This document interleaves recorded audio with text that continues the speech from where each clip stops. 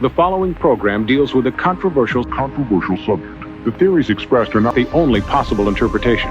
The viewer is invited to make a judgment based on all available information.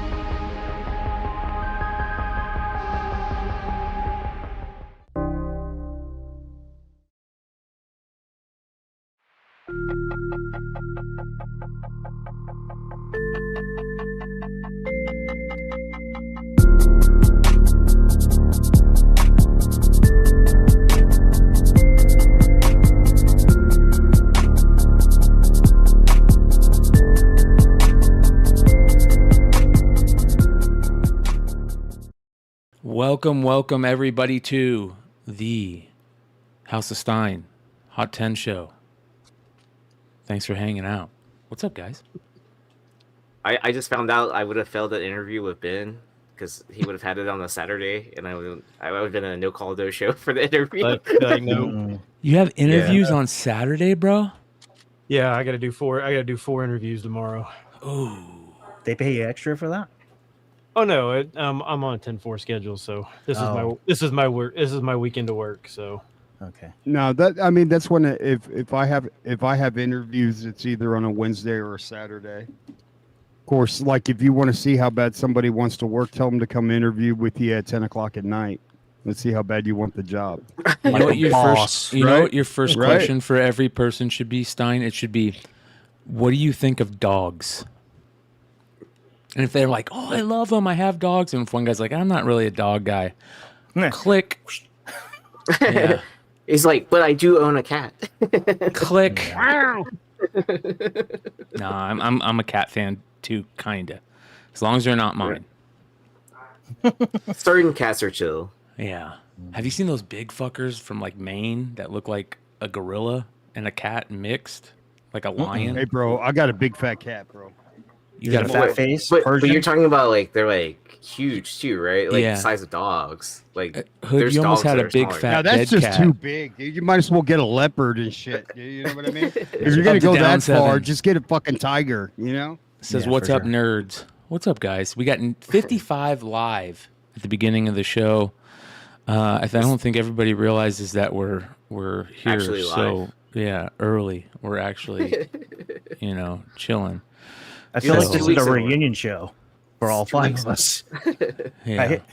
The full band's back together. Yeah, for sure. Well, what do you say we started off with our woe/blow segment of the week? Whoa. Creepy number 23 from the recent run. Like 2016, 2017? When was this? I think 2016, I believe. And I'm trying to. Gosh, I had the artist. Who's the artist? Ryan Brown. Ryan Brown. Yes. Yeah, Ryan Which Brown's a G. I was the about to one, say, I the don't good know which one. Okay. Yeah, this whole run, if you actually just go through there, this is like the second to last issue. Mhm. If you go through several of these covers, they are, some of them are absolutely incredible, but this one, I was like, this one's just is so, look at the detail just in the background Yeah, good of point. this. Love that. Yeah. And that's kind of creepy, dude. Hell Dude, yeah. I love these big statues of like priests. You can like when I was a kid, dude. When I was a kid, we had like in the That just teenager, sounded weird, man. and we used to get wasted and be assholes and go steal lawn ornaments from people's yards. And these Oh, yeah. priests would win every time, man. If you could find one, and they're badass, man. But they're heavy as fuck. That's for sure. So you just go pick them up? We would just go take whatever lawn ornaments somebody had in their yard. We'd go pick them up, and then if there any we liked, we would keep. But the rest, like 15 or 20 lawn ornaments, would just end up in a random person's yard that next morning. Bro, that's my mom's grave got that stolen off of hers. No way. No, Dude, you took it? no, we didn't steal anything from graves, bro. Is that interstate commerce like crime of some sort? That's a federal crime, bud. That's like 85% time right there. Yeah, we are Like- not friends anymore. crossing state lines and stuff like that with it. Yeah.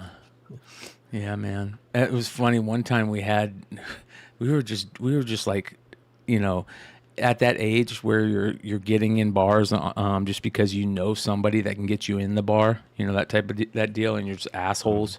You're a complete and utter asshole. I'd already been kicked out of my house 2 years prior. I was just a dickhead, and we would go do dickhead things, and that's why you grow up and you don't be a dickhead when you get older. Yeah. Reef the Sea forever says. Reef the Sea says that's a crack addict. No, it's only a crack addict if you try to sell them. That's only yeah. So at a garage sale. Yeah. Or wherever. Yeah. Honestly, or at a barber shop. Just anywhere, honestly. Man, like you seen that movie Barbershop? That shit's real. When like where I'm from, I guess it wasn't the greatest side of town. So you go get a haircut, and people would come in like with slabs of meat and like anything you would want for real, man. Like you could buy it, and like you could like buy women of the night. It's true, bro. But they were missing all their teeth, So, yeah. But yeah, that's a thing, dude. Like. Anything you wanted at that barbershop, like you sit down in about 15 minutes, like you could buy like jewelry or food, anything. Yeah, dude. Fake IDs. I would get into bars. I bought a fake ID of a guy. He was like 3 years older than me, and he would pick on me. And I bought his ID for like $20. And I remember going to Austin 6th Street. The motherfucker looked nothing like me. I was 18. I had this ID said I was 21. I got into every bar, and my buddies had this big M written on their hands for minor, and I was in every bar just drinking, dude. So you didn't drive home? Yeah. Nah, man. Were you stealing lawn ornaments, bro? Moving on. No. Oh, that blows. That blows. Tales of Jerry, number 7. Where'd you find this, Ben? Okay, first of all, this is like a total Bryan McClay series because this dude's like it's something about weed, I think. But I don't know what's going on here, but like when I first saw this, I saw the horse getting up on, like the dude is in a weird spot with the horse. Written by Vosh. I don't know what's going on here. Who found this book? Who found this book? I found this one. You found it, and I bet you showed Brian. And Brian, bro, where did you get that? He found it in a Vosh folder. That's where he found it. But I mean, this is really. This reminds me of like Napoleon Dynamite art. Yeah. But look, did you look at the other covers in this series, Brian? No. Man, I mean, this one's really bad, but there are some other ones that are Jesus Christ. Hacienda Internacional. They let this guy draw after that. Oh, there's other ones. That's interesting. Yeah. That's the interesting part. Yeah, 2 men and a horse. Yeah, I can see the talent. Kind of looks like Beavis and Butthead a little bit. Oh, that's a good one. Hacienda International Comics, vato. I can't tell if they're gay or just gangsters. That's Gangsters. I like that. What is that? The Lost Boys on the motorcycle? Yeah, I think so. I think so. Originally, I thought it was like a reference to like Jerry Seinfeld at first, or something like that. Like where it's like, I was like, did I miss this episode? Like, yeah, one of them was supposed to look like Miami Vice or something, but that one right there, Vampire Vice. Dude, I can't tell. I can't tell because like they're is it two gay vampires? Because half the ones they look gay, the other one they look like badass vampires. Like in the next one. Oh, hey, let's fuck this horse. I don't know. Well, I don't know where this stuff comes from. I really don't. It's so weird. Oh my god! What is that? Oh my god! Is your son home? Hold on, we got one more. Oh, we got a couple more. Come Chances on, this guy Clever drives Bros. a van. Yeah, bro. Look at that one. What the fuck? You can't keep a bad guy down. The cloned vampire. He's a cloned vampire. Man, those guys look like they get 9/9s from CGC, dude. I like the little bat symbol here. Yeah. This has got to be self-published, right? How much did you see one of these sell? I saw I think I saw one of the other issue, not this one. Maybe issue like 4 or something sold for like $25 or something like that. Wow. Really? Wow. And I was like, oh, that one's really bad. Let me look at the other ones. And then I saw this horse one, and I'm like, wow, this is. Man, that's so bad. I don't think you could beat that for a couple of weeks, bro. You know what I mean? Yeah. Like you put a blows one next week. Nah, man, it's still not bad as that Tales of Jerry. Poor horse. You don't know what that horse did to those two gentlemen, my friend. Dwayne Scott. All right, dude. Like it looks like he's sticking a thing in the horse, dude. His and the horse hand? is pissed. His hand? No, because he's got both hands. He's riding the horse from behind, but it looks like he's putting his cock on the horse, dude. Oh, yeah. He just got demonetized. And now let's move on Talking about that rooster, bro. Talking to about buy the rooster. dip. Starting off with Outlawed issue number 1. No, this isn't Outlawed issue number 1. I apologize, you guys. Starting off with Iron Cat number 1, the Scon 1 in 50 variant. So do you guys remember this came out a couple years ago? Yep. This thing was really, really hot. Like it was selling $70 plus the week of release. Oh yeah. You're not gonna believe what this thing sold for this week. It $20. sold for $1.25. Oh, my wow. God. Wow. $1. Like literally a dollar. CGC 98? No, just a raw. Just Okay, good. a raw for $1. It's still not a bad cover though, and I'm like, it's a 1 in 50. It's still the first issue for. That's crazy. A 1 in 50 selling for $1. Like that's where bro, you gotta buy. So 1 in 50 is a 1 in 50, I guess, right? Pretty good art. Mm-hmm. I mean, would you guys spend $1 on that? All day, every day. First solo issue for this character. I don't know if they're doing anything with the character, but for $1, I mean, How much why was not, shipping? dude? $49.99. nope. It was I think it was $4 shipping. Okay. Wow. That's Chad Cave says it's Iron Cat. It's a fucking dollar book. Yeah. Yeah, Rocksteady Collectible says I buy any 1 in 50 for $1, even Tales of Jerry. I don't blame you, my friend. I don't blame you. Tales of Jerry. Yeah. All right, next on Buy the Dip. Outlawed issue number 1, the Anna Rudd 1 in 50, which was the book that started a bunch of ships to sea. Right? This was the first Marvel 1 in 50 variant during COVID that just went kaboom. Yeah, this thing 9/8 of this peaked at like 1 to 2,000. Yeah, and it sold for an all-time low this week for $180. God damn, dude, because that book is a fucking ghost, man. Wasn't it Mel that had the high? I sold one of these in a 9/8 for $1,600. Yeah, I mean because of the rub on this book, man. This book is a bitch. To get it at a 9/8, dude. Like, how many 9/8s are there? I don't think there's a lot. Is this the original long short bubblegum variant? Is this the first one where where he started collecting them, where he noticed it? Because this is one of his books, by the way. It was, and I'll tell you the show where this got noticed. It was back on Flipside when we were on Flipside, and we were doing. Nico used to do that interview show. Oh, for what became Modern Playbook, basically. Yeah. And so I would produce it and hang out in the background and, do all the StreamYard. And he was talking to Longshort for the first time.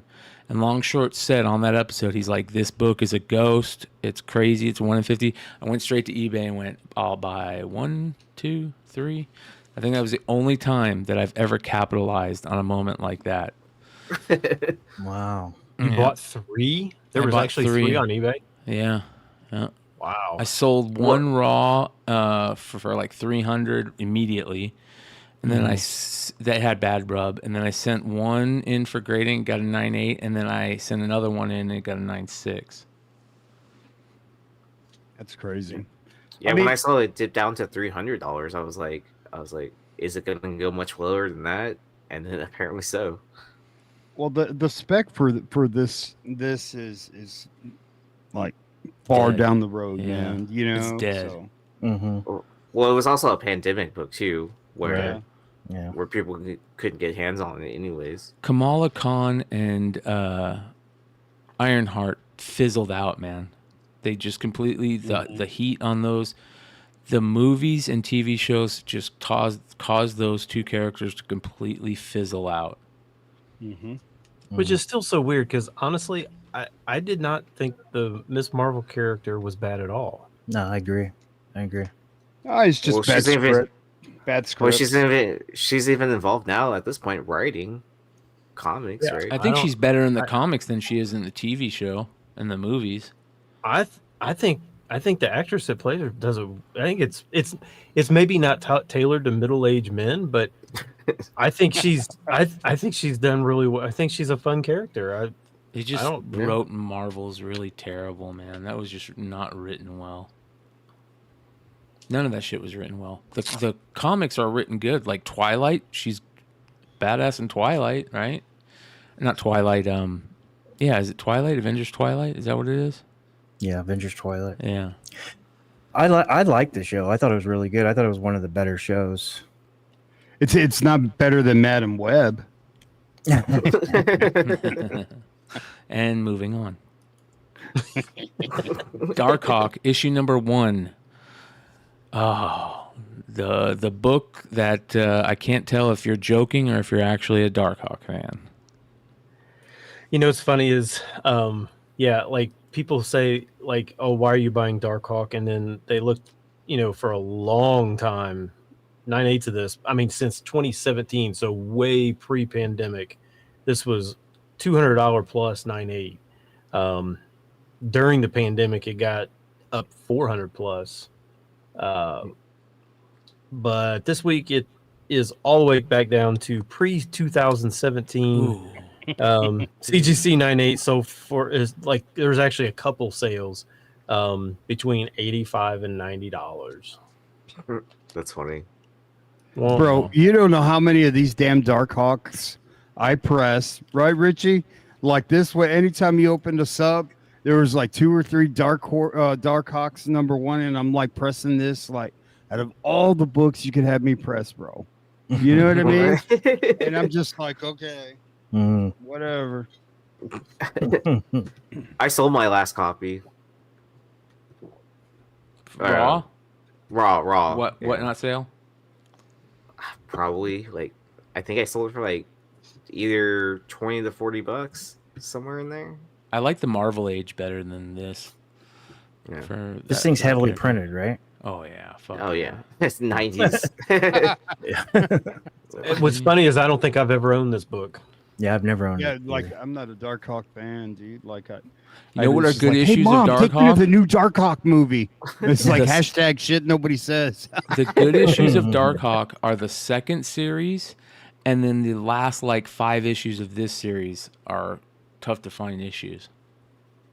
I almost bought a 9/8 of this before, back in the day for $80. Almost. Now you can do it again. Jump on I that. really don't want to. Get on it. That was a good one. Yeah. Thanks, Brian. Now you can do it again. Moving on. Deadpool number 65, the famous Playboy Bunny issue. The Udon era of Deadpool.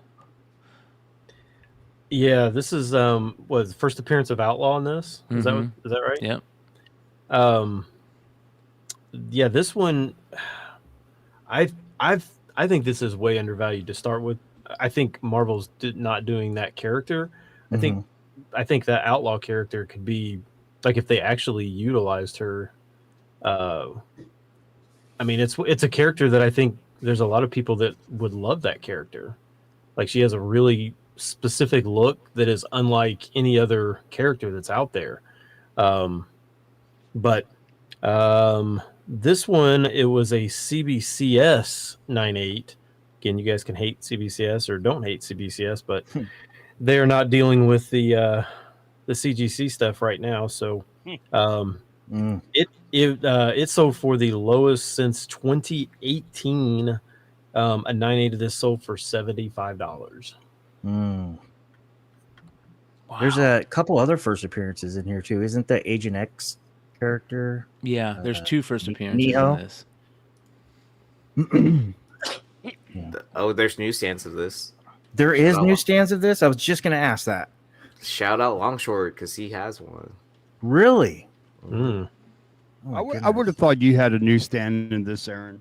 I've never seen this in the newsstand. I don't. I know Longshort does. I don't remember what grade. I think it's the 9.6. Damn. Nice. But he got a Black really good deal on Swan is the other person. That's the first appearance. Black Swan. Okay. Yeah. So it's a great cover. I'd buy this for $75 in the CGC 9.8. Yeah, for sure. Yeah.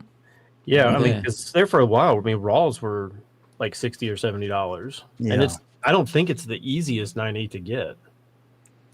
Well, yeah, because those books are thicker, and it's like also at the end of the run too. On top of that, Right. Yeah. All right, moving on. The character we were just talking about. Captain Marvel issue 17, the second print. Their CGC 9.8s have hit the $800 mark. I thought it Yeah. got down lower than that. No, this is there's been one lower sale since 2018. Just one, and it was kind of like a one-off. Yeah, I mean, it's what this thing hit like 6,000. Yeah. Yeah. that sounds Like like that? that Pretty sounds up, about yeah. right. Pretty close, yeah. Yeah, $800 for 9.8. I don't know. Again, I mean, I was a big fan of Captain Marvel, so I mean of Miss Marvel. So Me too. I mean, I don't know. this at the end of the day, it's first appearance. It's a low print run. You get it in a 9.8. There's not a lot of 9.8s. I mean, if you want to take a gamble a little bit, you know, because this book, like you said, did sell for over 500 grand. I mean, five grand a couple of times. 5 grand a couple of times. Not 500 grand. 500 grand. That would be. That would be you a never know, 99 man. You never know on whatnot. Wookie Fodder says he sold this for $7,600 at Baltimore in 2022. He thinks. Okay, so that's literally less than 2 years ago.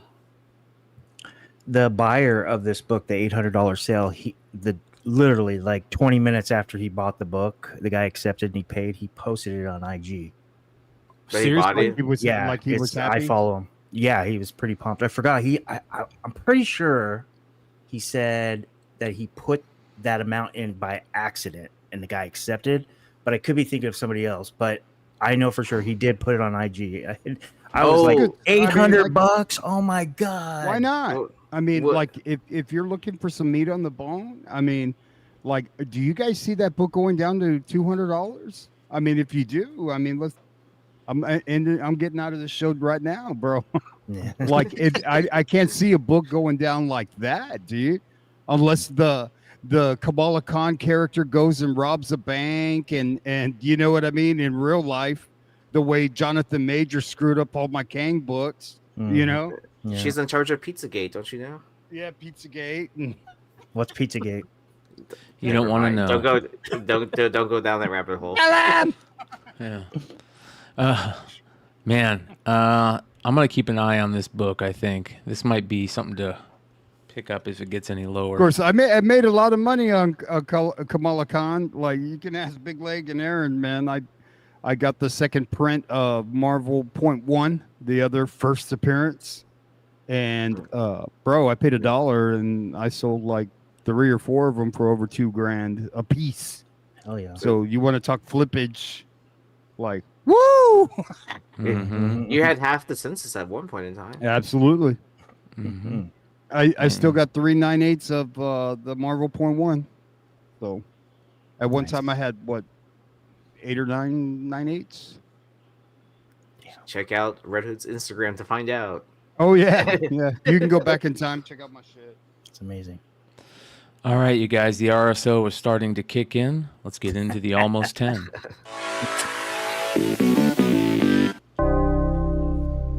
Almost 10. Starting off with Blade number 8, the recently dropped issue. This is the Lobos 1 in 25 variant, and I like this cover, but I got to be honest. I think that the other covers are better.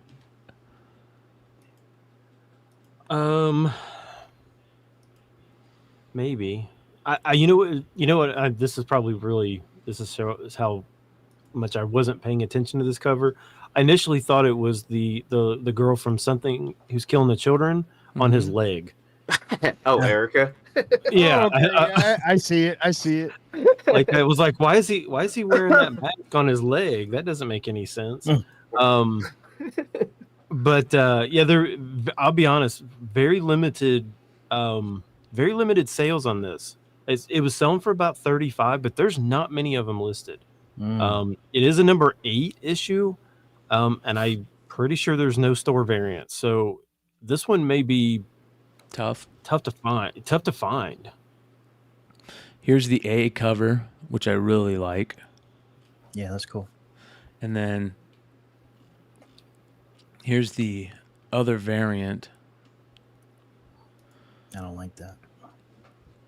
I like the I like throwback that. to the trade dress. It's not Yeah. bad, but I'm just That's Kanye. It's Linnell Yu. Linnell Francis Yu. The A cover is great, though, man. The A cover Hell is yeah. like, knock Hell it yeah. out. I mean, this isn't Kanye's terrible. gonna sell those pods, so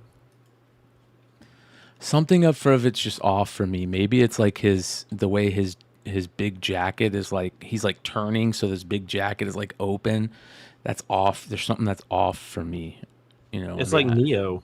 Yeah. it's the background. Yeah. Like, there's something going on in the background. It's just like filler, Yeah. right?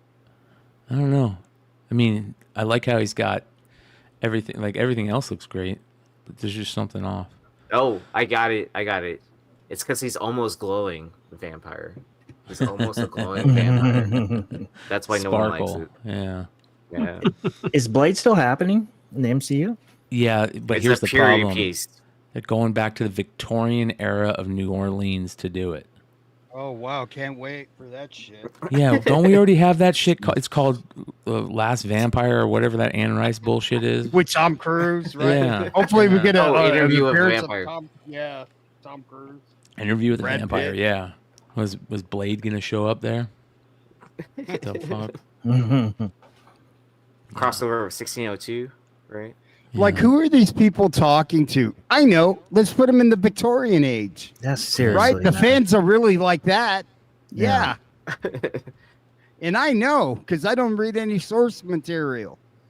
Like, I don't even think know, like how many people were in New Orleans in the 1500s. Like, there can't be ton. I mean, I could be Isn't wrong. that before Jamestown? Dwayne Scott says, "Do fades exist in the Victorian age?" I don't know if he's gonna have a fade. We'll see. Right? Blade kills Tom Cruise. Like, do they have barbers with the clippers and shit that they can do the fade for him? Did they have I don't think so. electricity? No, No, they didn't, Yeah. right? No. fuck no, not Hey, Boy let's Night. start somewhere first. he Things forged first. he forged the first blade, so that's why he can give himself a fade. Well, you Maybe think- it's I mean- about that original sword. Okay, that's good. You know, that would be cool. And he like meets Yeah. up with the Black Knight, and they do that type of shit. That would be kind of cool. Yeah, We'll that's see. good, I mean, honestly, think about most movies anymore. If they Oh, set Victorian every- era wasn't in the 1500s. When was it? The 1800s. Oh yeah, Queen Yeah, Victoria. I'm an idiot. I'm thinking of who's the other one? Elizabeth. I'm thinking of Queen Elizabeth. But think about like the technology that's out there 1800s. anymore. Like if you started doing like fighting movies in anything now, Mhm. like people, it's going to be unbelievable because people are like, well, they'll just use AI and just blow everything up at once and the movie's over. Yeah, Like pretty much. like you almost have to like send it back to a time when there was no internet and there was no, you know, certain weaponry and stuff like that to even make it believable anymore. Like if you go anything now, I mean, we can't even have like a war anymore. Now people are with war just pushing buttons on a computer. They're not even, nobody's fighting. I mean, why? Just hit a button. Send a rocket from 14,000 miles away. Done. Or just Mission complete. start that nuke Yeah. as soon as that satellite gets over your country. Moving on. So, Next, we've got another gorgeous book that just dropped, Vengeance of the Moon Knight #2. This is the David Finch 1 in 100 Virgin. The A cover has a trade dress that looks just as good, but man, is this cover fucking fantastic. So awesome. yeah, this one's slick looking for sure, right? Yeah. Mhm. Yeah. But Finch is he's pretty good. Do you ever watch hell his yeah. YouTube channel? Uh-uh. He draws constantly on his YouTube channel, and he'll bring in like other badass artists. Like recently, he had Klaus Janson on it to ink and to teach how to ink. And Finch is drawing this amazing, I think it was a Wolverine picture, and then like he starts it at the beginning and he ends at the end. It's like it's up there with cartoonist kayfabe for like comic book content on the internet. It's awesome. Nice. Yeah. So it's like Bob Ross. It's like the Joy painting. Yeah, but you only see Dave Finch's hands. You don't get to see him sitting there holding his fro and everything. Like he puts on, like I bet David Finch like puts on like a Bob Ross fro. Just fits right over his bald head. Is he wearing Canadian tuxedo? Yeah. This one again. This was kind of like the Blade. Very, very few sales. That's what I was going to ask you. Yeah. Yeah, very few. But the ones that I could find were like 140. I think there was I think I saw a couple auctions, and that was about it for what's like actual available right now. So just not very many of these. Oh, and I know Johnny, so I know he Wednesday Warriors in Houston. So at least that saves me like gas from going. Thank you for going to all the shops. So Did you guys see the 1 in 25? I did, but I don't remember it. What do we got? Do we have the image? Yeah, that's it right there. That's all right. Yeah. I like the colors. I like purple. There's also that one, which is awesome, Decent. right? Yeah. I mean, do you think Finch is so slept on? You look at all his stuff from the early 2000s, and there's a lot of books that are just incredible that aren't like they don't go for anything, but just on Top Cow principle stuff, alone, Image stuff, principle alone should go Cyberforce. for something. I went through a bunch of those today, Hood. Surprisingly enough, I was in Jesse James' shop, and one of the guys he's got working there was going through books that he's going to be selling on his live show tonight. And it was a bunch of that early, Image, Silvestri, Turner, Finch, Bat stuff. You always know it when you see that big. Who I don't even know who Bat is, but I think he or she was an inker. And all you just see is that big, huge signature Bat. And I remember every single one of those covers were fucking fire when you were a kid. That's cool. All right, moving on. This one is crazy, Stein. I didn't know about this. I'm a huge Dave Johnson? I think I'm a huge Dave Johnson fan. And I've never seen this. And Cover Price doesn't even have this on their site. This is Super Patriot War on Terror #4. The Dave Johnson variant. Shout out to Tony Knife for subscribing. Nice. Yeah, I didn't know much about this one myself. And I don't think it was on. I don't think I found it on like another place as well. But this one must be pretty rare. It sold for $120 this week. Whoa. I don't really know much about Super Patriot, but I don't think I was I a don't big think it was Super that- Patriot fan, dude. I was a Were you? huge Super Patriot. Yeah, he was a Eric Larson character, and this run was actually written by Kirkman early on in Kirkman's, tenure at, in comics. What year? What year is this? Oh, 07. Brian? 07. Oh wow. Well, I like how it looks like a propaganda poster. Yeah, it's badass, dude. Dave Johnson's art always looks like a propaganda poster, man. It's unreal. Like you think about his what's that Superman, the USSR Superman one? The Red Sun. Red Sun. All those are Dave Johnson.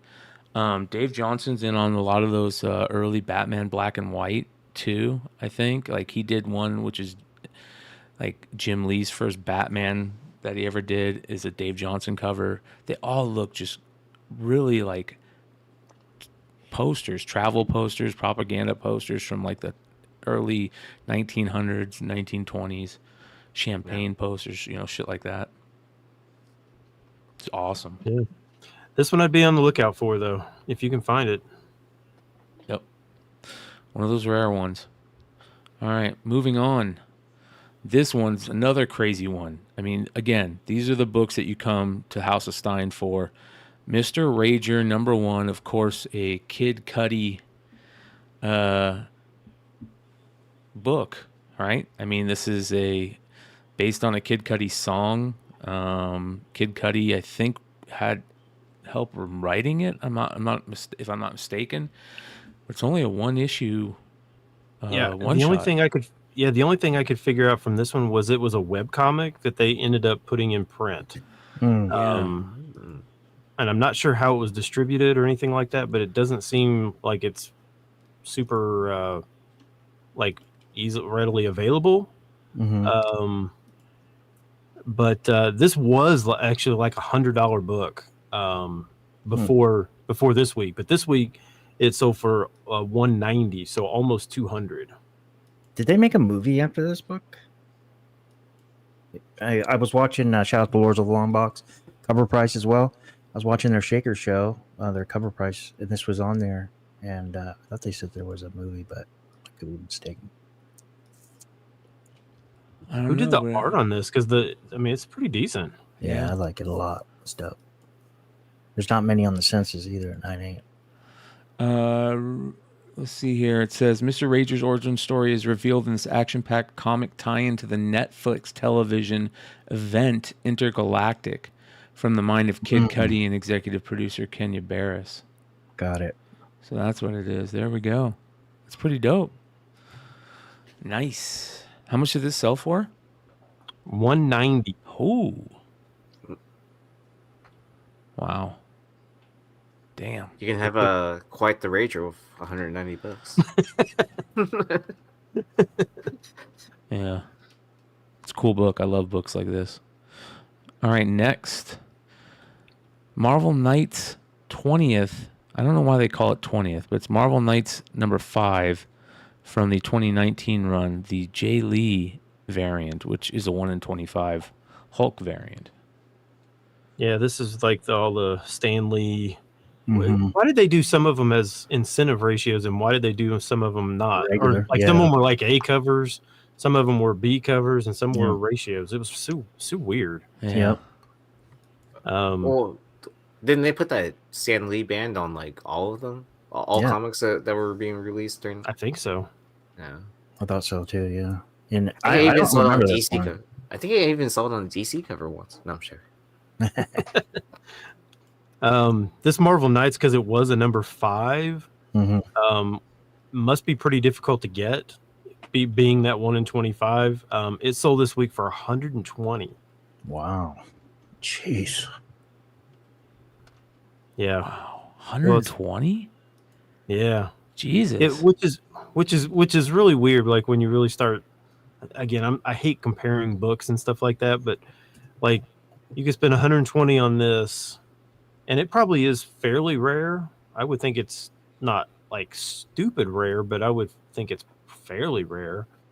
Or you could get almost 2 of those Deadpool 65 9/8 for the same price. Like it doesn't make any. and I would think 9/8 of that are just as rare as this. There's probably as many 9/8 in the census as there are of this, right? I could see that. Where the numbers are comparable. Yeah, I mean, I would think. Number 6, Jay Lee, because Jay Lee did a bunch. I think he did all the incentives in this run. I don't remember this one, but I remember the next issue was Century Negative Space. Yep. I like that one. That was a good one. All right. Next on the Almost 10, The Great Grape Ape, issue number 1 from Charlton Comics, 1976. I would love to own one of these, man. Man, this like brings back a bunch of like childhood memories for me. You know, because just watching those and watching that great, they just called him Grape Ape. Yeah, I don't remember the great part. I just remember Grape Ape. Yeah. Yeah, so there was a CGC 9.4. The last time one of these sold was in 2021, so right during the pandemic. A 9.4 that sold for 100. This week a 9.4 sold for 300. Wow. An actual upswing for certain books out there. They're tough books are still making money for people. Was there another ape that kind of looked like this too? Barney? No, I don't think so. Maybe Barney was a dinosaur, dude. I'm just thinking of purple things. Grimace. Grimace. Yeah. Because I remember this ape's face, but I don't remember.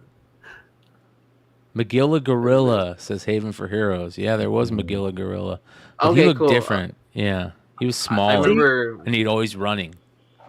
and he had a different hat on too, right? Yeah. Okay. See, look, so who was it that just said that? Oh, Patrick Bell said, I thought he was just Grape Ape. What's with the great? I don't remember the great Grape Ape. I just remember Grape Ape. Grape Ape. Grape Ape. Grape Ape. Yeah, man, that's cool. Wonder when that happened then. Now, I mean, I was only 2 when this came out, but I mean, I probably remember had to do it for the comic. Probably something like that. Is this his first appearance too? I love the gag. Like, you don't get the gag at first where you think it's like an ice cream, but then you realize he just tore the sign off the ice cream shack and took a bite out of it. Like, I love that, dude. That's awesome. Yeah, first appearance Grape Ape, first appearance Beagle. Oh, Wacky Racers. I remember Wacky Racers. Yeah. Nice. Very, very cool. Everybody's going down nostalgia aisle tonight. For sure. Yeah, wasn't there like the All-Stars, the Hanna-Barbera All-Stars, where they would fight the bad guy teams, the good guy teams, and they would pick different teams and to do different things? Like the Laugh Olympics? Laugh Olympics, yes. Yeah. Oh, yeah, man. All right, moving on. This is an interesting one. Rubber Blanket, issue number 1. I feel like we've talked about this before somewhere. This is David Mazzucchelli's something he did on with one of his buddies or something, and they're just black and white, just anthology stories throughout the series. There's 3 issues. Is there something else about this that's makes it so big? And I feel like this is very big in my mind. I don't remember. I don't remember, but you know, I am getting older, so I don't remember everything anymore. So I don't remember talking about this one, but maybe you talked about it on one of your other shows or something like that. Yeah. Yeah. So this one, I wasn't 100% sure what was going on. There were 2 different sales for this. There was number 1 by itself, sold for 70. Then there was a set of 1, 2, and 3 that sold for 600. Wow. I wonder if maybe like one of the stories that they wrote in there is being made into something, or I don't know. Something took off and that we just don't know. Chat, if there's anybody out there that knows anything other than it just being a David Mazzucchelli anthology series, black and white anthology series. It's only 3 issues, like Stein said, so. Yeah, I I mean, you never really know. I mean, if it could be the same buyer. It was like, I just want them, I just want them all, and I'm just going to buy them. Who knows? Maybe this number one was in better shape than the other one in the set, but maybe 2 and 3 are harder to find. I don't know. Well, it's interesting, man. Man, that's a lot of money for those. Yeah. Moving on. Laura, the official Lara Croft magazine from the UK, Future Publications, 1999. As far as I can tell, it was a promo thing that they gave out. Is that what it was? Yeah. I couldn't even figure out what was going on with this. The publisher is Future Publishing. It looks like it's only from the UK. Is that right? I think I vaguely remember this coming out. Yeah, It looks it is right here. They got the whole thing online at archive.org. Man, I loved playing those old Tomb Raider games. I hated them. What? I hated them, dude. It was so weird. The controls were so weird. Look at that. That's kind of weird. Look at that. That's Is that so Angelina creepy. Jolie? Not yet. Hey, but you got to remember, this was 1999, so this was 25. This was a quarter century ago, which is frightening to think about. But Seriously. Middle school. Those were the days. Shut up, Yee. Hey, kiss my ass, you know? No, you shut up. Actually, I think I was in '99. I think I was a freshman in high school. Shut that Twinkie trap. Where's Comic Haven? Shut your suck. Yeah, I don't know much about this one. All I know is it sold for $100, and it was not in that great a shape. That sold for $100. Haven for Heroes. Sorry. I'm stoned. You got to throw me a little bit of a line on that one, Emmett. What the fuck? $100, dude. Get Back the then, hell those out of graphics here, were bro. legit. Yeah. It's amazing you found it. It's crazy.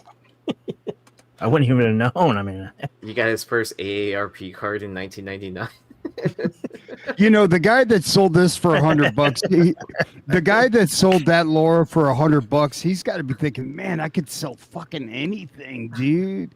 Like, you know what I mean? His Oh, yeah. confidence level is probably like super fucking high, dude. I sold that ugly ass fucking Laura magazine for $100. Well, yeah. I'm going back to Goodwill. Yeah, right. All right, moving on. I thought it was Daredevil, funny anyway. issue number 46 from the Bendis and Malieve part of the Daredevil run from the early 2000s. Yeah. Okay. So this one I sent over to Brian. I put a question mark by it. Okay. So this one sold at auction. This was not a buy it now. This book only sells raw for like $4 or $5, but a CGC 9.8 of this sold this week for $200. Was it a newsstand? No, I don't think it was a newsstand. Maybe it was, but I don't think so. I don't think it was. I don't know if it's real sale or not. It's a great cover. But it Yeah, a doesn't- friend of mine sent that to me like in an AOK, and he sent me that book the other day, man. It's crazy. sent this to you Yeah. to press. No, just gave it to me, man. He sent me a rack of books. Hey, man, I watched the show, man. And he sent me that book, and I was just like, oh, okay. And then you guys are putting it on right now. Direct. That was the best picture you had, right? The previous one of all the listings, where you had the CGC 9.8 selling for $200, and then a raw one selling for $258. And a $3 below it. Yeah. Yeah, it doesn't make it's confusing. Doesn't make sense. Yeah. It doesn't make any sense. But I sometimes I want to at least talk about some of these things. Oh, it's a low population. Oh, yeah, right there. Only 17 on the census. There you go.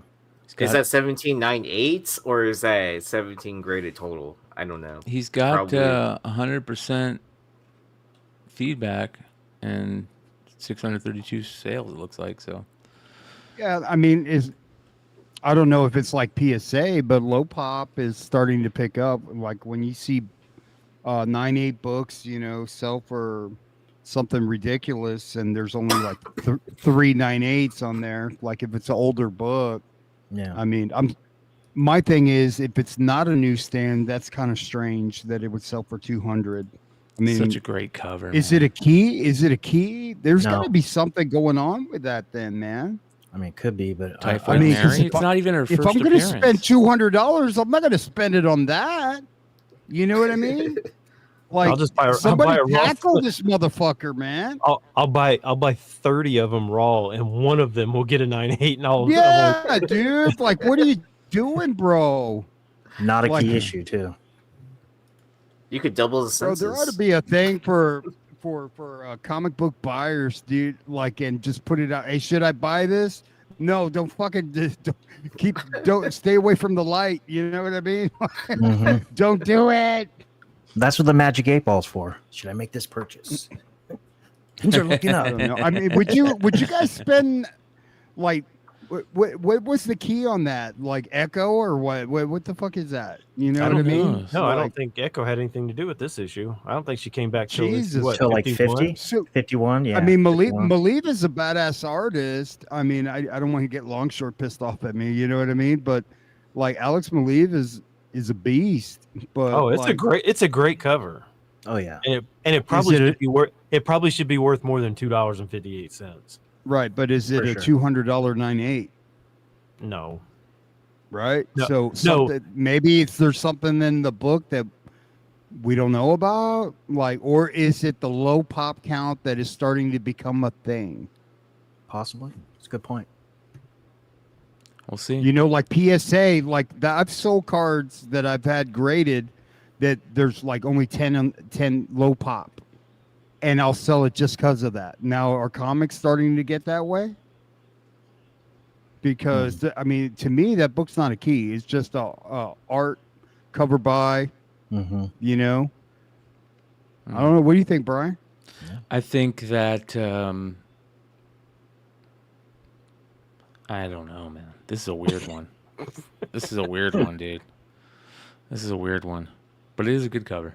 Cool character too. It seems strange that it's sold for $200. Yep. Yeah. All right, next. This one's pretty fucking awesome. Uncanny X-Men number 197.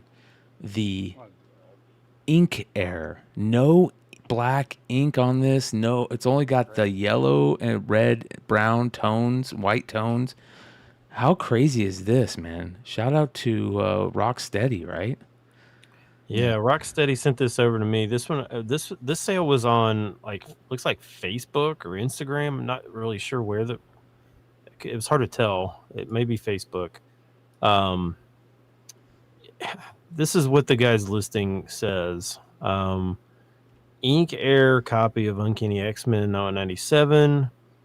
Thanks to input from many awesome members, the consensus was this was a printing error in which the book did not get the black or cyan layers of ink. Yeah, so that's what it basically says.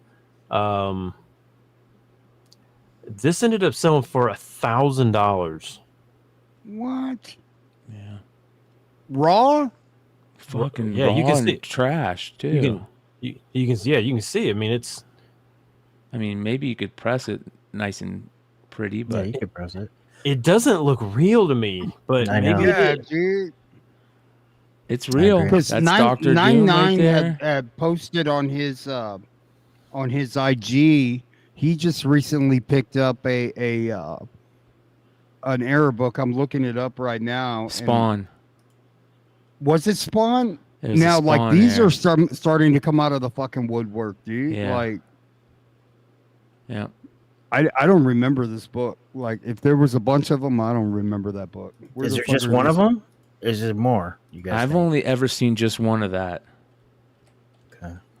I've It only just ever looks seen one of weird. that. It looks like watercolor, like a watercolor Now, if you have like fucking Jim Lee or shit like that sign big old autograph on it, then that makes that book look badass. So shout out to Manu or the 9.9 newsstand, as you guys know him. He says, "F me, this thing is cool, and sometimes Yeah, that's green is badass. good." This is the Spawn #1 Black Ink Manufacturing Error. This is one of the rarest fucking books you're gonna see, by the way, you guys. Dude. It says here, why the green? It says, it's my first, and until now, I hadn't ever seen one in person. Grateful to be in its presence, struggling to express how sick this is. Why the green label? Not too sure. There are some Air books that CGC notates as Air editions, gives them a blue label, and breaks them apart in the census, much like Malibu Sun 13 Air. This book, however, CGC indicates a manufacturing error, but still gives it a green label for whatever reason. From what I gather, collectors and hunters of this book do not mind, and the green label actually looks cool with it. I agree. Some books are so rare, I don't care what kind of label it gets on it. That's where, like, Agreed. that's what pisses people off about CGC when you're doing this green label and other books have the same issue with it and they get a blue label. Right. Like Four Stables. You know what I mean? Yeah. Right. But it's probably has to do with it. Probably has to do whether it's like a large portion of a run. Like there was a bunch of Malibu Sun errors. But I think there's only like 7 of these known to exist, right? Oh, right here. Yeah, Sorry. so there's not very many of those. So I can see why they would say this is just a manufacturing error because it happened so few times. Yeah. Yeah, I thought there was only like a very small amount. It says here there are 73 qualified green label 9/8 on the census. However, we do not know how many of those are regular copies signed with unverified, unwitnessed signatures or green labels for entirely different reasons. Interesting. Yeah, this is... I mean, I would love to have that book. That was like Manu posted that, and I was like, you gotta be kidding. That is fucking awesome. Hell yeah. It says on there, manufactured with uneven black ink printed on the cover and in the back. You can see in the back too. Is this book listed on Recall Comics, Brian? Yes. Yeah, let me bring it up here. But is this Uncanny X-Men? Oh, I think Brian's looking up the Spawn. Let's see here. Yeah, here we go. Spawn. We're Air down the variant. rabbit hole. Fuck. This is a manufacturing error where no black key ink was applied. It is worth noting that there are other copies where there is uneven black on the cover, and below is a comparison of 4 different price boxes where there are different levels of black ink applied.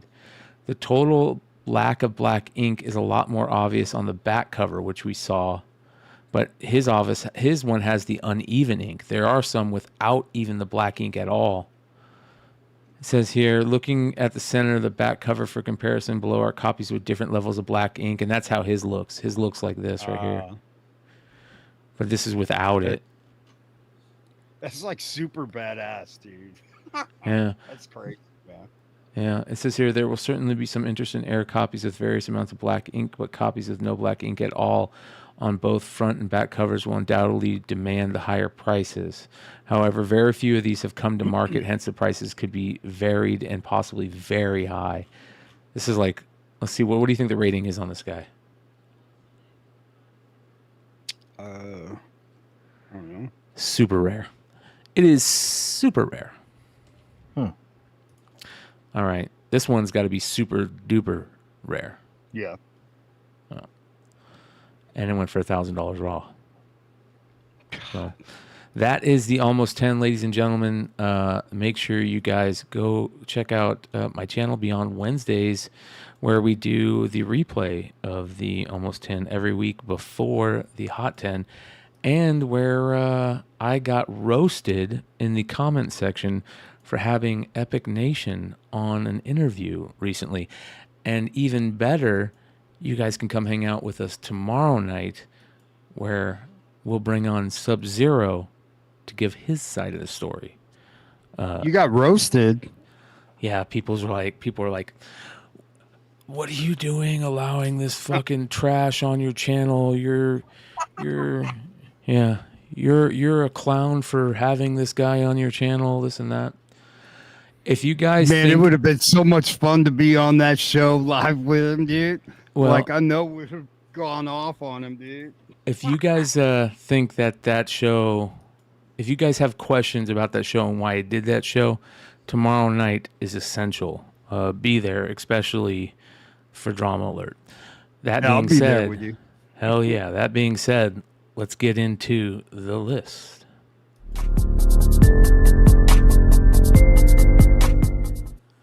Starting off with our Golden Age honorable mention, Torchy, issue number 4 from 1950, Quality Comics. Not the Torchy, the other Torchy that everybody looks for. Joe? Bye-bye. You didn't even have to look up. I'm concentrating, Brian. Shut up. Man, that's awesome, dude. Yeah, I mean, keep Purdy. I mean, when you think this was made in 1950, Yeah. I mean, this was almost 75 years ago. Carl Pink has just become a member. Congratulations for joining the 9.6 level. Thank you. Nice. Thanks, Carl. Yeah. Not much to say about this other than a CGC 6.5 sold this week for $1,750. Whoa. Wow. What is she looking at? She's looking up in the sky, and there's a bunch of seals underneath the water looking at her. Creepers. Sex pests.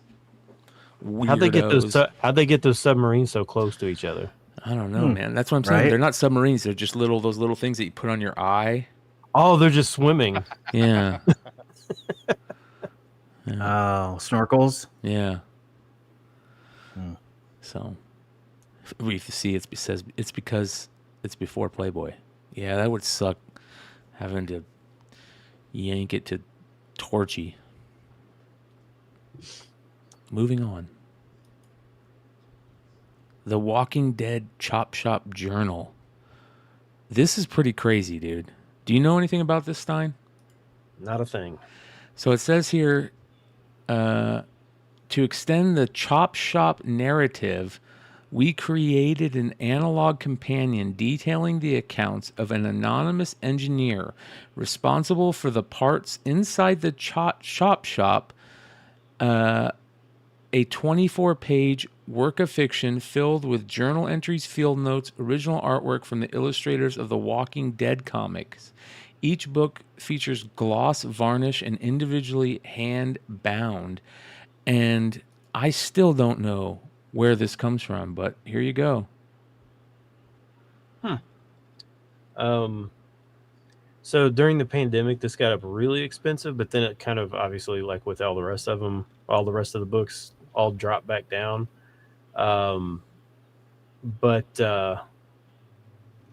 Yeah, so it actually went back up this week. CGC 9.8 of this, which how big is this? Is this like magazine size? Dude, this is funny. Big Clutch is watching and he goes, "Nice. I got a few right here. LOL." Clutch, you got to tell us where these came from in as few words as possible. Yeah, no kidding. Yeah, CGC 9 basically sold the highest since 2022. So right since the pandemic, came back up. 9/8 of this are now back up to 375. Wow. And these are big, right? They're like magazine size. Are they magazine size type thing? That's what I say. It looks big. It looks huge. Yeah, 24 pages on each of them. Anything key happened in that, or was there kind of like some? I think it was more along the lines of Walking Dead fanatics or completists, like trying to get everything Walking Dead. You know. Says Sean says they were part of our Walking Dead Hyundai promotions at NYCC that year. Wow. That's cool. Very cool. Yep. There you go. What's that going for? What is it sell for? $375. No shit. Damn. Man, Joe, you sounded Brian. You sounded just like Joe. I Hey know. man, I jumped in, bro. It was like Right. It was like Mind White. Hey, you took my line away. Back off, Wood. Moving on. At the number 10 spot this week, Secret Wars issue number 2. Not the Secret Wars that you guys wanted to be on this list, but here is a Secret Wars on the list. First God Emperor Doom from the 2015 run at number 10. Didn't this get hot like 2 years ago or something The like that? A year and a the half? ratios Bunch of did. times. Yeah. Yeah, it's had a few Yeah. bumps. Yeah. Well, it had dropped all the way back down to $5 raw, but this week it was selling for like 10 to 15. There's like a million of them out there.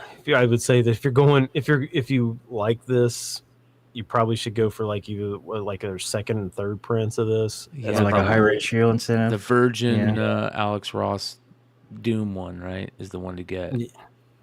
Yeah, I would stay away from just the regular A cover on this, just because this series was so overprinted. Yeah. Well, at least it's Alex Ross art. And God Emperor Doom's a cool fucking character. Is this Hickman? Yes, that wrote this, yeah. Yep. So, moving When you on. actually look at that cover, I The mean, Thor it's core? crazy. Yeah. It's That was- crazy. I mean, it's insane. I thought that was going to be the dumbest story series ever. I was like, this is so dumb. Battle World, like Secret Wars was like cool for like when I was a kid, but this is kind of weird. And it is one of the best freaking stories that they've done, like these big events that they've done in a long time. And even since then, and the Thor core was such a cool thing, like what it really was. And then, oh man, just great ideas. Doctor Doom, Black Panther with the gauntlet. I mean, just so much cool shit. So, moving on. Spot number 9 this week.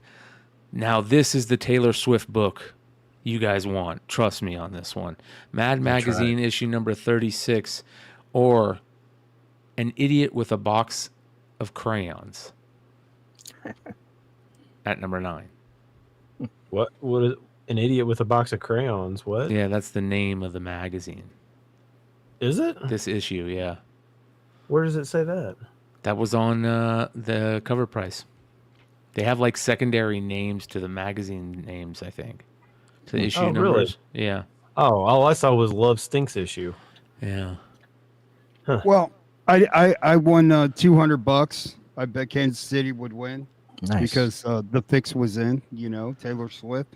They're not going to allow Taylor Swift to cry. Do you know what I mean? Like the NFL is not going to do that. So Well, shout out Taylor Swift, and I won $200. I mean, this would be kind of cool if you got it like signature Signed. series by Travis Yeah. Kelce, right? Both of them.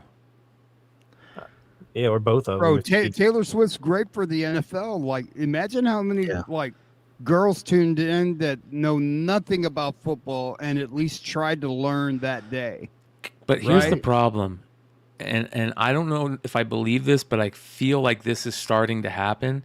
People are starting to realize that she's so fake, and they're starting to hate her. Like, she just, everything she does, her reactions and the way she acts, it just seems like it's so fake, and they're maybe trying to she's do- just. I mean, maybe that's just her. I mean, yeah. I She know grew up people in the that are like spotlight, have like so- I have people. Be I know nice, people- Brian. That's Taylor Swift, bro. Yeah, I know people who are like I have like zero reaction to anything, and then I know people who are like way over the top on everything, and maybe that's just her.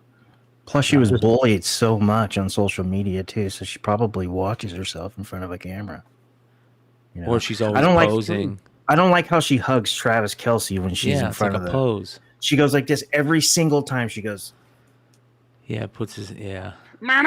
it's like, And hangs off of him. She like hangs Yeah. off of him. Yeah. Oh, come on, Brian. You know you'd be hanging off Travis Kelce too, Right? but I like Swifty. She's good for the NFL. Yeah, man. I'm just saying, like they NFL saw that as a money. You know what I mean? They're all like, and they ran with it, dude. The NFL's so fixed, dude. Yeah, Like, see that's the thing is it's the reaction is actually not and it has nothing to do with her. It's Right. it's how it's the networks and like Absolutely. Roger Goodell that is what people don't like. It's not has nothing to do with her. It could be any other person that just shows up at football games and they give them attention. And so it really has nothing to do with her. Well, this is actually pretty cool. I've always loved Mad Magazine. It's one of my favorite all-time things. Like, you can go through Mad Magazines, old school Mad Magazines, a box of them, and you're going to find like 30 that you love, you know? So, what did this sell for again? This is selling for 20. I went to on 3 it, bro. shops, Ben, You on are Wednesday. I on couldn't it. find it. Missed it. Dude, that I'm telling you, this book is going to get expensive, dude. Expensive. yeah. I'm just telling you. Hey, Probably the best one of That's them what all. you get graded in a 9.8. That's what you get graded in a 9.8, and you fucking sell that shit for $500, dude. Quick. Yep. I mean, props to Mad Magazine for putting this out like at just the right time, like yeah. right after the Super Bowl at Valentine's Day. Props Brilliant. to Yep. Excellent. I got to get one and get it slabbed, dude, and then flip it. Moving on to number 8 this week. New X-Men issue number 114, first appearance of Cassandra Nova. Awesome book. that. Started a Yeah. killer, one of the all-time great X-Men runs. That's Grant Morrison's X-Men run. It's one of the all-time great X-Men runs. I hate the covers on these. Really? You Is don't this like Quietly? Is this? I was gonna say, is this Quietly? I don't Yeah. know. Everything looks. Yeah, you kind of have to grow it- to love Quietly. Yeah, I don't like them. There's a newsstand of this, right? Yeah. There Yeah, has go- to be, yeah. Yeah, go after the newsstand. 9/8 of these were like $80 to $90 this week. They're 120 to 140. So, what is that? 30%, 40% increase in price, something like that. He always drew Beast so weird too. And he draws faces kind of weird. Like Cassandra Nova was like scary looking. Yeah, I don't like the art at all. The art's a big turnoff for me. But Well, don't worry. The story is good enough to have decent art. And I don't think it's bad art. It's like just not great. I mean, maybe it could be bad, subjective. But then again, the storyline is amazing for that whole run. Awesome, especially the Cassandra Nova stuff. Love Kid Omega, Phantom X, Negasonic. Negasonic Teenage Warhead. Yeah, Mm-hmm. all good stuff. So, moving on to number 7. Last Blood, issue number 1 from Rob Liefeld. The great Rob Liefeld. okay, so did you guys know anything about this book? I have no idea what it is. We watched him sell his first night selling them on Whatnot. We watched live. It was very interesting, for sure. And I don't think we stayed long enough to find out exactly what it is. But there are quite a few variants for this, also, as you guys can see. Yeah, a bunch of variants, and only one of them has actual art on it. Yep. But yeah, apparently, so from what I could read, I didn't know much about this. I didn't know. To be honest, I didn't know anything about it until I found out this week what it was. Not through any distributor. He's selling these only direct through Yep. himself. Smart. Whatnot sales. Yeah, through direct to people. That's it. So no middleman on these books. It's crazy. So all these different covers. This is kind of what I could kind of get the metal cover. I don't know what these things are limited to. The metal selling for like $250. The all red cover is selling for like $60. The white cover $120. That black cover right there, 60, and then the one that has the actual drawing on it is like 150. Yeah. Yeah, kind of all over the place. I don't know what the different, like the two red ones, like they have different trade dress on them. Yeah. There's one that has also the manga. He calls it the manga edition. That has the, what do they call Japanese writing? Or I forget what they call Japanese writing. I Kanji? apologize. Kanji? Yeah. Mhm.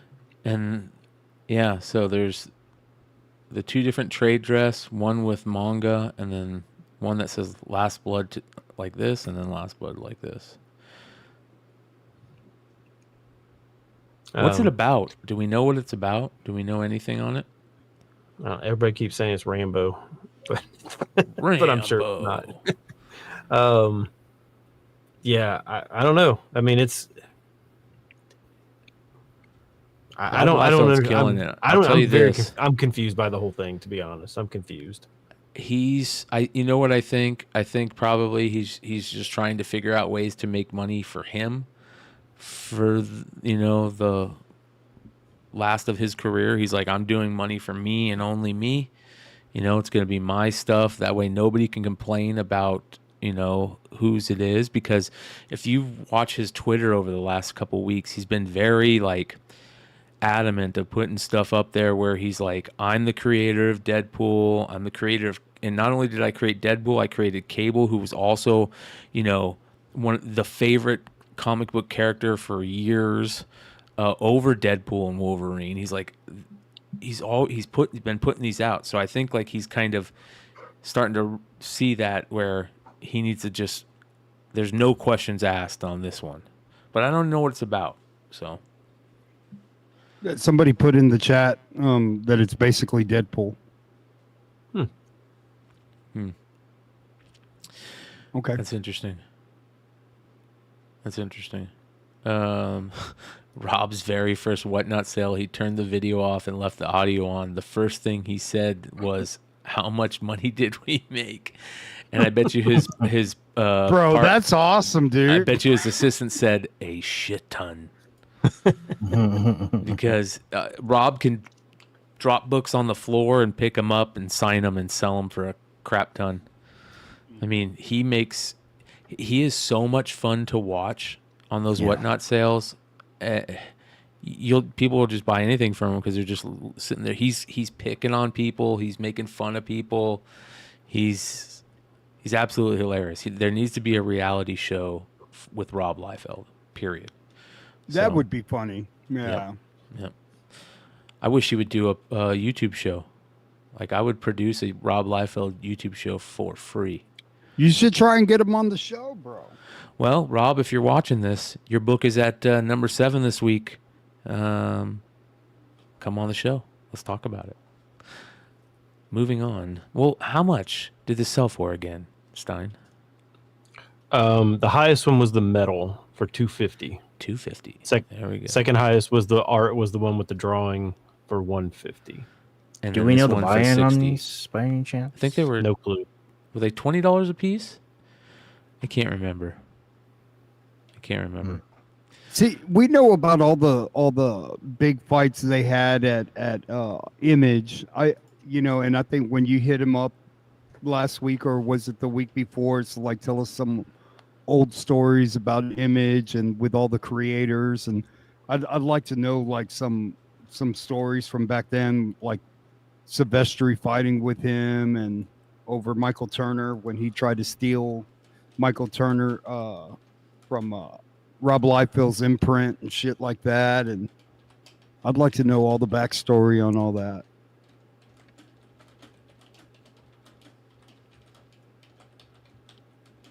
Are you typing something? Brian, he's already messaging him, man. What are you doing? Let's see here. So this is Rob on Whatnot right now. Let's give a little bit. He's making fun of somebody. Hold on here. Let me get the cart. All the carts where it's at. Nerdy 30. Every single one of these. Let's see if he sees my message. I said, Rob, your book, The Last Blood, is on the Hot 10 Comics List show this week. Oh, that's funny. Read the chat. Yeah. Well, He's let us know drawing if he something. sees it. We'll keep an He's eye on He's him. drawing some pockets or something. He's drawing something for this person.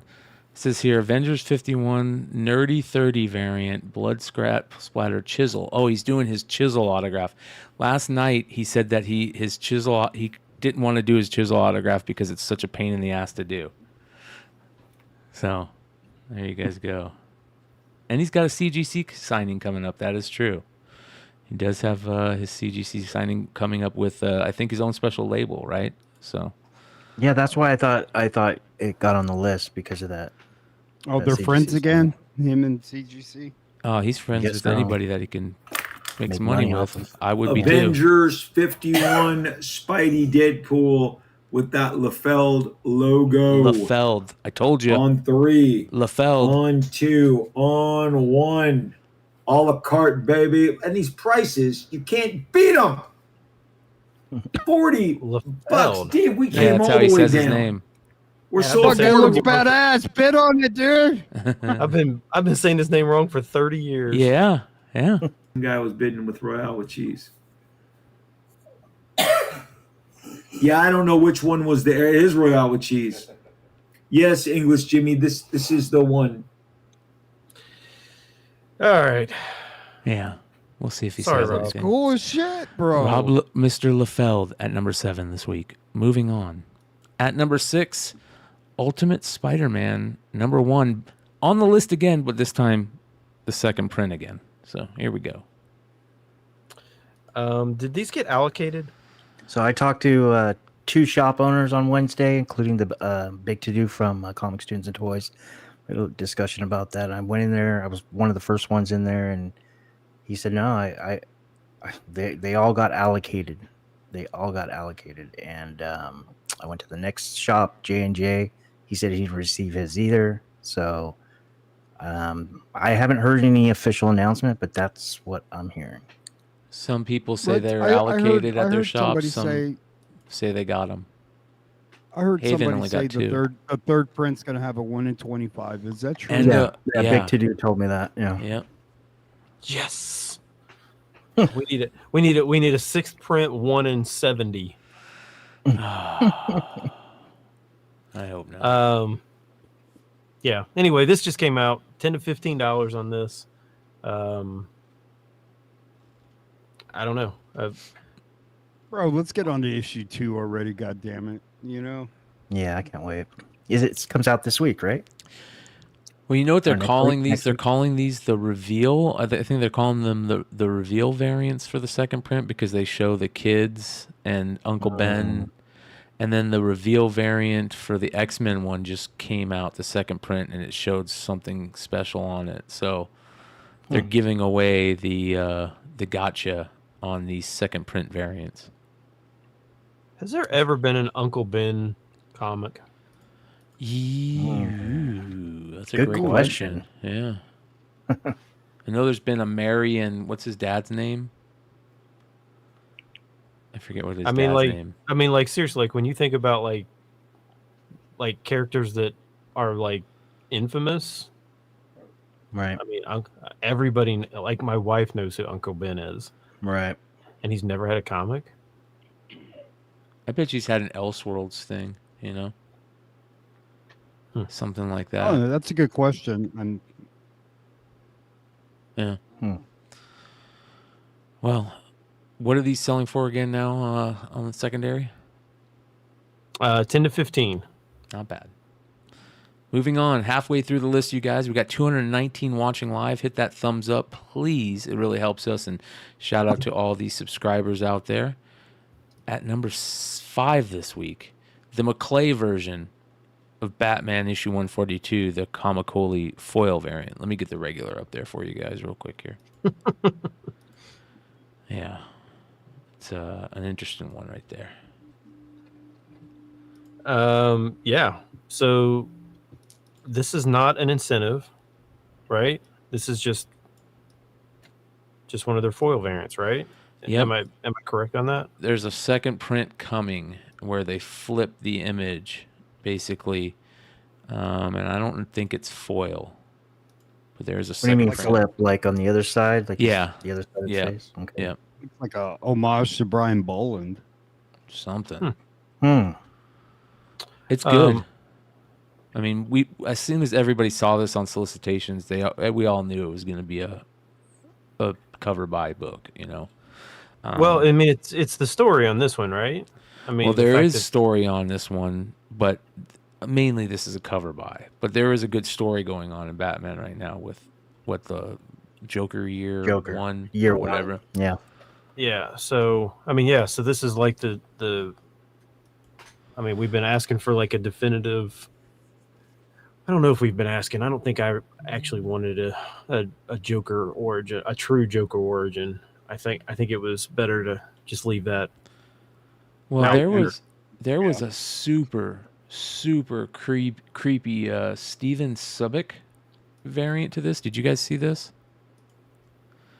Look at that. Ugh, Yeah, Fuck, dude. bro, That's what is up with his mouth? it's creepy as hell, right? That was You want to know how I got these scars? that was open order too, right? Cardstock. Yeah, yeah. Nice. Here's the other variants for it. I'll just run through them. Putri, which is gorgeous. And then Derek Chew. It's okay. This one is way far off. No, thank you. Alan Qua. Go back to that one. No, I'm just playing. This one's just so creepy, man. It's so good. It's like creepy pasta. Right, somebody makes that bear. Let's see if we sell this shit. This one right here. They're calling these sweater weathers. Yeah, they did like a hot tub version of like a bunch of different issues. Yeah. But anyways, this one obviously this one's really selling. It came out last week, right? But the foils didn't like hit for some reason. I don't know if they were just slow or whatever, but it's selling for 25 to 35. So it's pretty expensive for a non-incentive. Well, 143 came out this week. This is 142. Yeah, so this came out. Right. Was it last week? Is it bi-weekly? Or was it? I just think didn't it catch came on. out. I mean, I think it came out last week, but I could be February wrong. 6th. Or maybe 2 weeks ago. Yeah, February No, 6th. that would have been last week. Yeah. So here's the second print. Are they? And So then- Haven for Heroes said they are doing it weekly right now. Is Batman going to get to like issue like 800 within like a year and a half? I mean, what are they doing? Who knows? This is the one that I'm surprised. Did you haven't picked up yet? Yeah, It's a copper tone. Mm-hmm. So, yeah, pretty cool stuff, man. Interesting book. We'll see. Read 143. We'll see where this ends. A lot of good Joker stories recently in comics. So, all right, moving on next to number 4 for the second week in a row. Thundercats number 1, the MegaCon foil variant, which is awesome. Yeah, we talked about this last week. Again, lazy as crap. Still awesome.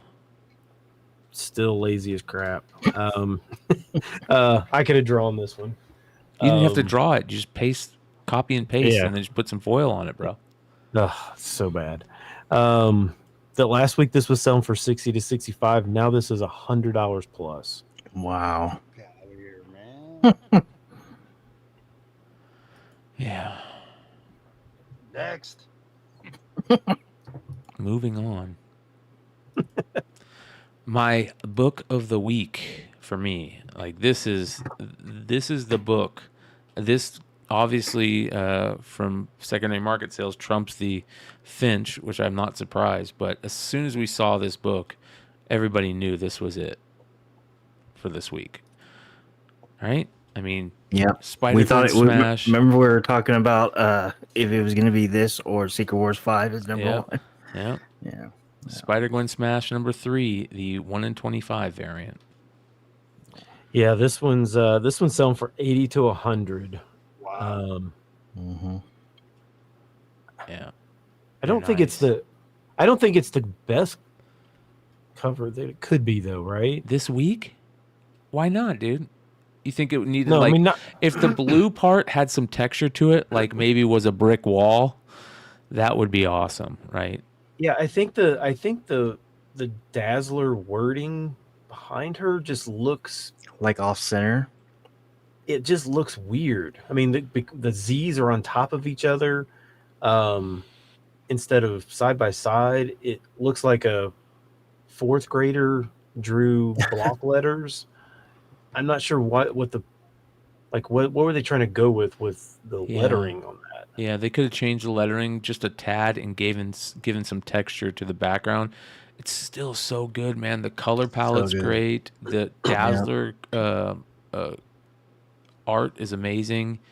Yeah. I love where it says Spider Gwen smash. I love how the smash and Spider Gwen look in yellow. I mean, Yeah, I like how she's like sitting there and she's holding the mic. she's tired. She's got all the jewelry on, the up close. Yeah, it looks Yeah. tired. Yeah. All that blue, that I'm wondering if that blue is going to be tough. I can't wait to get some to press. I'm going to see that. I mean, it looks like a variant.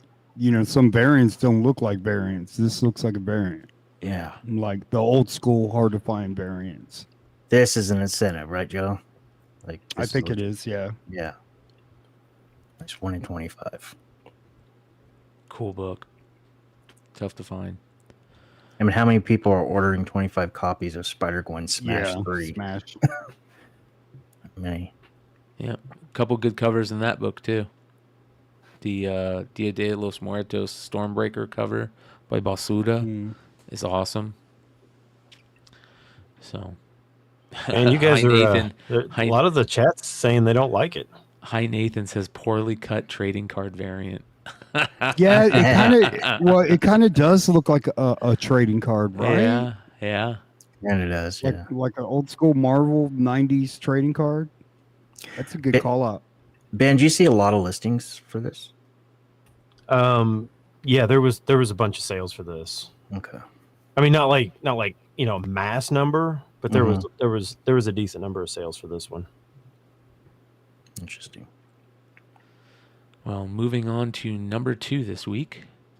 Ultimate Black Panther issue number 1, the 1 in 100 Foreman Virgin variant. Yeah, so when we talked about Ultimate Black Panther last week, we were talking about how there's no store variants, and so that like the Ultimate Spider-Man, the incentives are basically worthless because all the stores got so many, or all the exclusive got so many, but because there were no exclusives for the Ultimate Black Panther. So like I think I saw like the Ultimate Spider-Man 1 in 100 was selling for like $30 or something, like basically like nothing. This one is now selling for $250 to $300. Wow. Gosh, I could have had this for $90. Oh, I passed on it. I would have passed on it too, Richie. I don't blame you. Okay. Yeah, I mean, to me, that covers like just, you know what I mean? Yeah, it's Like, not bad, but it's not great. But it will be rare. I mean, if you're thinking about, It has I would one of the tend to- three shot, one of the 3 storms. You got to have at least 2 of the 3 storms to be a real, heater for me. I mean, it's got 2. I mean, Rarity. It's not the best. It's got the rarity and Key issue. whatever key issue. But is it really a key Yeah. already? I don't think so. What makes it a key? First full Like appearance of what first appearance of who? that new of the new Black Panther. Ultimate There's Black so many Panther. new Black Panthers, new Miles Morales, new Spider-Mans that I don't think. But it's a different suit. It's a different character. Same I mean, suit. It's not the same suit. It looks the same to me. With all the Yeah, all it's just the- your stoned. what is that? What's that metal that they have in Adamantium? Wakanda? Is that adamantium? Is that what it is? Not adamantium. Vibranium? Yeah, Vibranium. vibranium, all that. I thought they had adamantium. Am I wrong about that? No, yeah, vibranium. Yeah, yeah. I like this, but I guess I'm glad I passed it then. I guess, but not for 300. I guess I wish I had it. I do like the cover though, with Maystorm on the front. It was an open order. That was a really good one. I think Boss Logic did that. Yeah, I Spidey think Hunter the Boss says- Logic was the best one, man. Spidey Hunter says it perfectly. It's a new version of a character you know. Yeah, that's a good way to put it. Okay. Right? That's a good way to put it. It's a new version of a character you know. Which doesn't make it like a home run, but it makes it something. Oh, man. I really hope it's not the same basic story. We'll see. Did you read it? Did you guys read it? Yeah. I read it. It's exactly like the movie, and the only difference is the only like exciting part is the Storm Killmonger team up and the Moon Knight as the bad guy. Other than that, Yeah. it just feels the same. It felt really lazy. They could have a crazy like switch coming, or something that will keep you. It didn't have what Ultimate Spider-Man had to keep me really excited to read the next one. I'll read it because because I of what we agree. do, Yeah, but- because there was a lot of questions that needed to be answered, and that's Yeah. why I'm so excited for number 2. Yeah, that's a good point. Good point. So, all right. At number 1, you guys, the book you all know and love,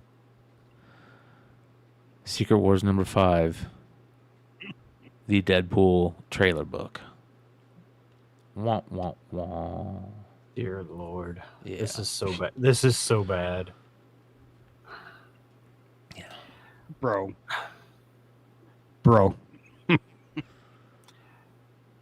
Hey, at least we're all on the same page, right? We're all on the same page with this, right? Yes. Why do you do you think that? So I talked about this the other night.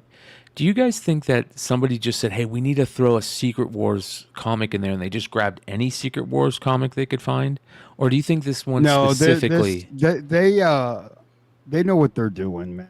Like they wouldn't have thrown that in if. I mean, they're trying to tell you something. I don't know if it's a red herring or. I don't know if they would just go and waste that amount of time to pick that book. Like, they definitely want to tell you where they're headed. But why are people okay? Now, why are people buying the shitload of these? Who knows? I mean, would you buy this? Even if you could flip it, right? I mean, they're flipping for like 25 to 30. Even if you went into your store today and they had these for $5, would you even buy it for $5? No, No. not what I know. Not with what I know. It wouldn't even be worth grab it flipping it because put it it'll be back. down by the time you I go to was flip like, it. Yeah. Nah, It makes it. too much hassle. Do you think that there is any actual collector that's spending 25 or 30, or do you think this is all? This is all I think it's- manufactured. Do you think? This is No, all I think manufactured? it's new collectors to the hobby, and they're probably scooping them up. And Where would they? I mean, okay, so I mean, I'm just speaking for myself. So when I actually sat there and watched the trailer, I didn't pay attention to what was laying next to him. I didn't even see it. It didn't even cross my mind. Wilbert, it's an inside job. So if it didn't even occur to me, why would somebody who's a new collector be like, "Oh, look at this thing over here on the side that I can't really read, but somehow I'm going to know what that image is and translate that to a Secret Wars number 5 book, and then I'm going to go spend $30 on it." Why would Man, they? do that? I tell you what, like new rock stars on YouTube, like that guy was the first to like. I was surfing it and like he came out. Look at this, and I didn't even notice it from the trailer that it was that book, and they blew it up, and I was like, "Fuck, are you serious?" And it's like, how did they? They've got actual people that go through every single still of the goddamn trailer and just look at every single thing just to find that cornbread. And I'm just like, damn, like you got that What much was time? What was the print run on these Secret Wars? Oh God, dude. 250? You 300? see, Dennis Barger had about 1,000 of these, and he posted on IG. Like he goes, that. I don't want to flex. Yeah, he put 50 of them It up. was like, holy shit. A lot of people are talking about the Fantastic Four stuff. I'm sure we're going to see a lot of Fantastic Four stuff next week, especially everybody falling in love with the news of Herbie, right? So for everybody talking about in the chat, that's a book that we're probably going to see next week. Okay, let me ask you this though. When it comes to Fantastic Four, who actually cares about Fantastic Four? I was just thinking, like, who cares about Fantastic Four? The only reason I'm excited for them is for their villains, their adversaries, is for Galactus and Doctor Doom. Nobody. I mean, we've had an opportunity to watch them. Nobody cared. Twice. Nobody buys their comic books. Does anybody actually care? Yeah, and if you're wondering why that was not, you can see why this was not actually listed. $8. Yeah, it hasn't gotten hot yet. I mean, it's 9/8s are up like 250%. They're selling for like $350. But It's probably because there are not many of them out there. I would think. I could be wrong. I just this whole Fantastic Four thing doesn't make any sense to me. You know, based on the content that they've put out, you know, do you have any confidence that Fantastic Four is going to be good? Right? Yeah. I don't. I don't either. Like, I agree. Like Pedro Pascal, I don't know, bro. If they knock it out the park with the casting of Doom and cast that one dude that played the Skrull, if they cast him, then I'll be excited. You know what I mean? But so you're excited for Doom, not for Fantastic Four. Exactly. I'm talking about the movie. I'll be excited for the movie if they cast the guy who played Talos or whatever. Ben Mendelsohn. Ben Mendelsohn, yeah. If they cast him as Doom, I'm instantly excited for the movie. As of right now, I could care less. It's so far away. I've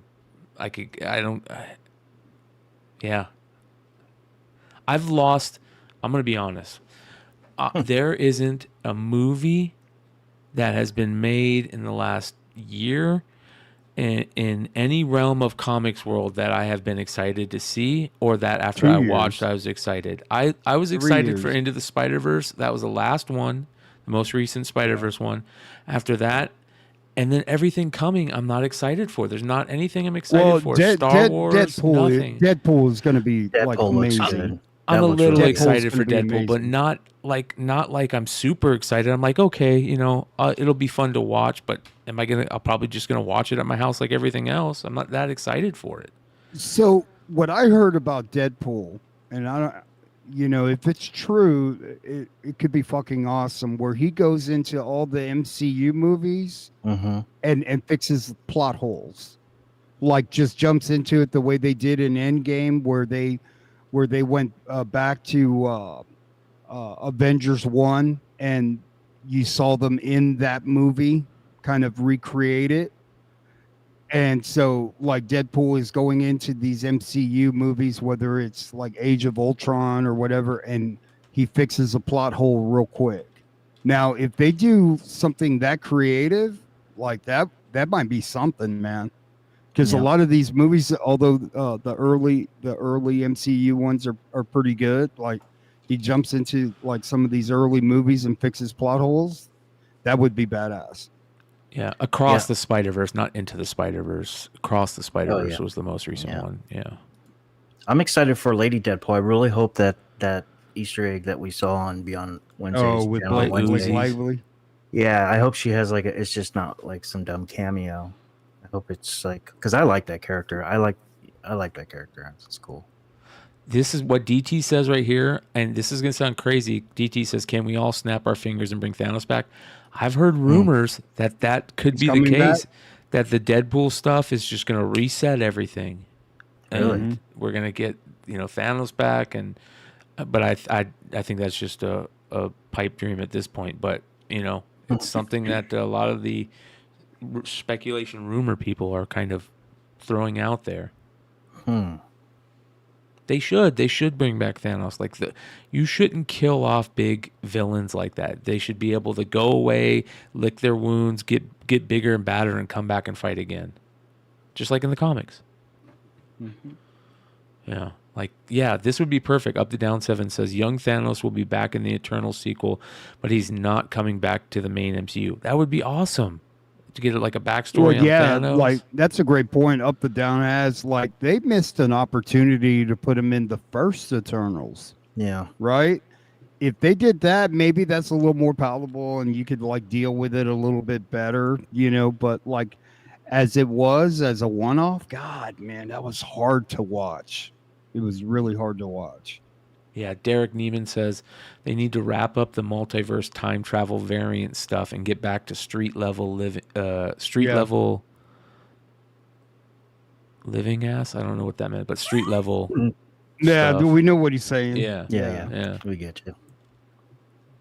Yeah, well, we'll see how it plays out. Yeah, we'll see how it plays out. Deadpool is going to be if Deadpool isn't knock it out the park, there's going to be some major freaking problems, man. The Disney World has a ride that's tied to the King Thanos, that's tied into the Cosmic Ghost Rider run. Remember the 2000 the Kates? Yep. That would be another way they could do it too. I would love that. That would be incredible. I wish we could reset, go back in time, and start this shit all over again. Right after Iron Man, right during that COVID or whatever, and like, would you come out with WandaVision as your first?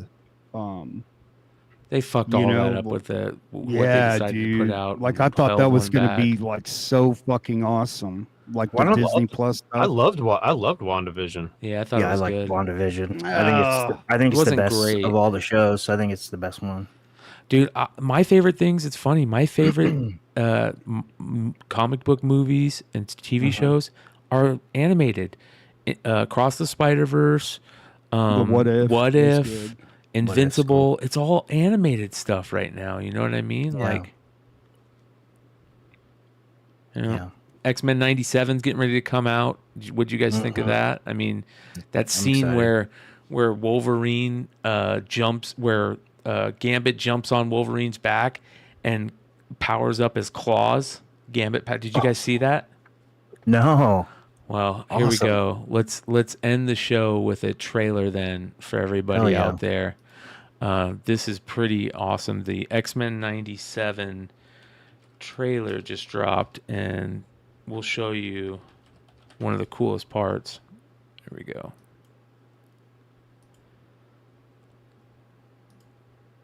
Warning, check your local listings. I'm grateful to have the chance to say goodbye. I am proud of you all, my X-Men. Fate lies in our hands now. Now.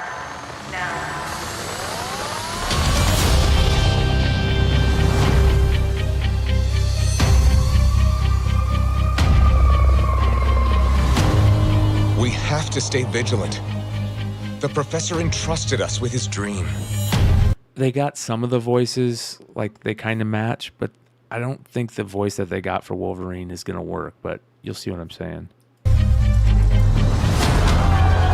No matter how dark it is, that's Storm talking. We must believe in each other.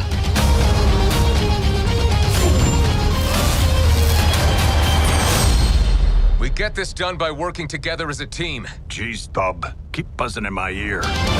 Right? Doesn't that sound kind of off the way that Wolverine talks? Yeah, a little bit. Yeah, here, listen. As a team. Jeez, Thub, keep buzzing in my ear. Right? It sounds kind of off. I don't know what it is, but it just does. This part coming up is badass. I'll kill the music just so we don't get us copyright. But there's a part coming up right here. Right? That is so badass, how dude. Gambit powers him up. Hell yeah. Cable's being born. Boom. Oh, Yeah. Yeah, so that's pretty cool. That's the type of stuff you get on the House of Stein Hot 10 show every Friday night.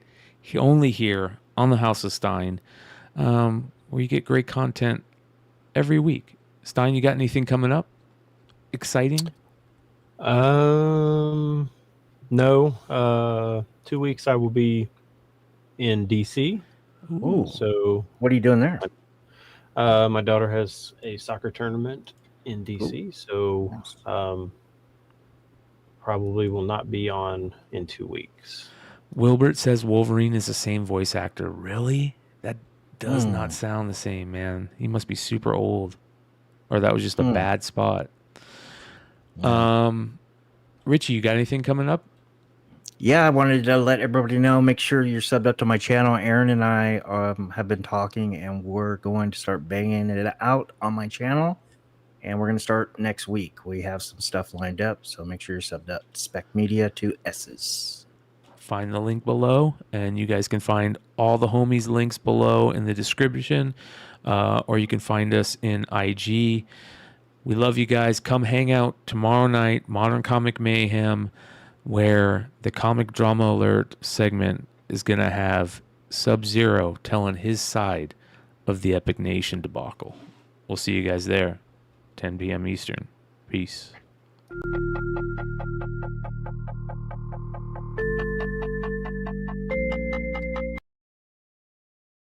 Hold on. Wait, we can't end yet. We got to get that right. We will see you guys tomorrow. Modern Comic Mayhem, 10 p.m. Eastern. We'll see you later. Stein? See ya.